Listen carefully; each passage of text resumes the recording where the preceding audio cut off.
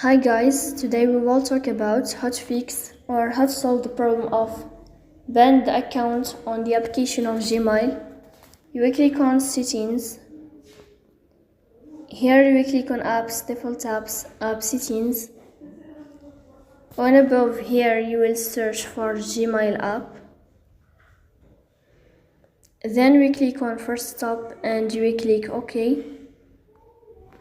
Here you will enter to storage.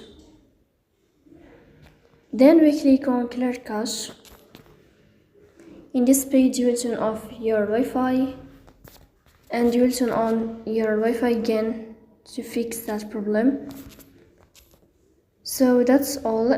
Don't forget to support us by like and subscribe.